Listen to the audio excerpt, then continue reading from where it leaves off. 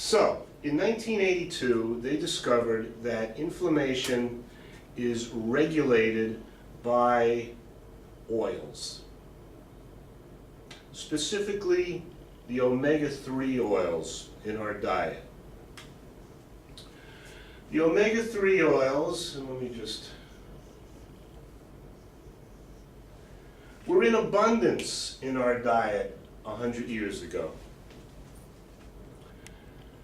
They were in our dark green vegetables, they were in our nuts, they were in our seeds, they were in our livestock, because our livestock actually ate leafy green vegetables.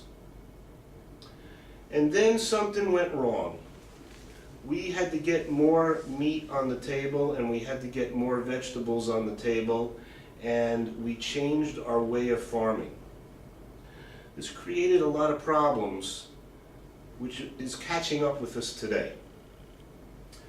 The amount of omega-3s in your diet are scarce.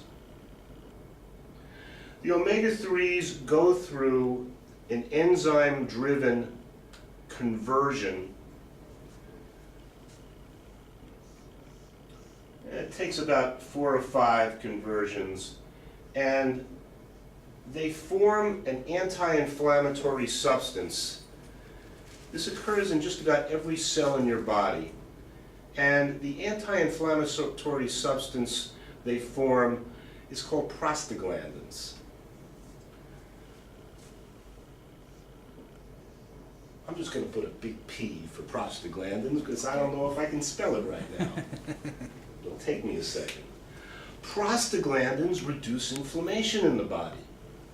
So as long as you've got an abundance of omega-3 fatty acids and this conversion system is working, you form an abundance of anti-inflammatory prostaglandins. But if you stop this conversion, you are going to develop inflammatory diseases and you are going to require medication. Let's talk about how we can, let's talk about how this is interrupted. Okay, and this gets interrupted very regularly in this country. You mean the conversion of omega-3s? The conversion of omega-3s to anti-inflammatory prostaglandins gets disturbed. One of the most disturbing substances that we've put into our diet in the last 100 years was to extend shelf life in the new form of buying food, which was called the supermarket. And all of a sudden, instead of coming right from the farm to the table, it was sitting on a shelf for weeks or months. And the biggest problem with sitting on a shelf with these oils is they go bad. They go bad very quickly. They turn rancid. So some scientists figured out that if you took these oils and you heated them up a lot. Now you know what happens when you heat up an oil too much. You pour your oil in the pan, the phone rings, you forgot you had the oil in the pan, you come back, it's smoking, and it turns black. Well, that's what he wanted to do.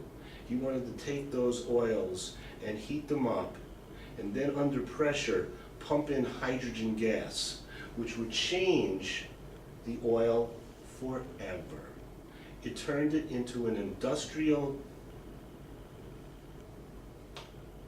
I'm going to call it an industrial poison because it doesn't belong in our bodies. But what they did was they changed the structure of the oil. For you organic chemists out there, these oils are normally in what's called a CIS formation. They change it to a transformation. It's not a real complicated chemical process, and it happens quite easily. It's just flipping the hydroxide and hydrogen atoms, so instead of being on one side, they're now flipped and they're sort of on the opposite side. Make believe you have an expensive sports car. and the four tires are not matched. You got two special type of tires in the front, and you got two special type of tires in the back. That is cis formation. Now let's say you've got an idiot mechanic who decides to rotate your tires, and now you've got one small and one large tire in the front, and one small and one large tire in the back.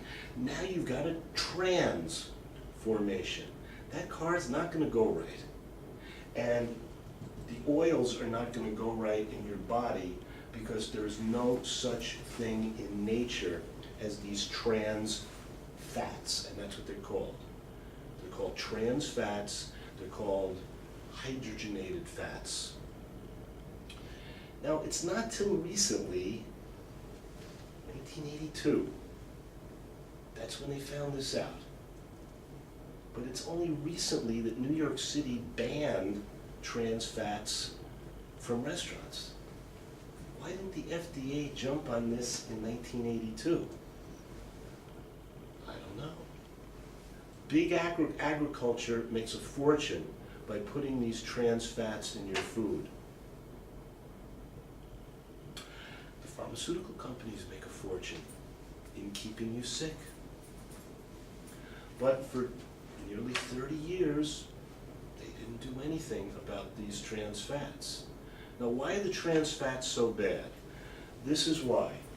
The body will recognize the oils that come into your system as natural. And they will start the process of changing them into these anti-inflammatory prostaglandins.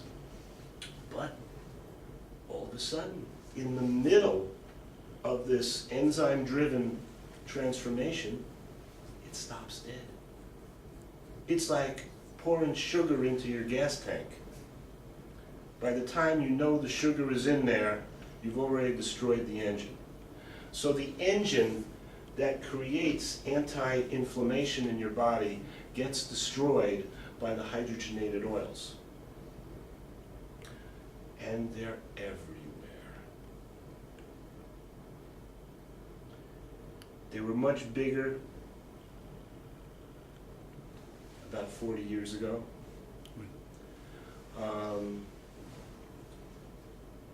Margarine. Hey, let's save people the fat of butter. We'll just put this industrial chemical in a tub and you can slather that on your bread. They thought they were making people healthy. But as of 1982, they should have known that this was not a good thing. But they didn't. If you take a tub of margarine and you throw it in your basement, or you throw it in a closet, or you throw it in your garage, and come back a week later, you'll notice there are no bugs in there. Because the bugs know better. It's toxic, it's poison. There's no amount of trans fats or hydrogenated oils that are safe to put into your body.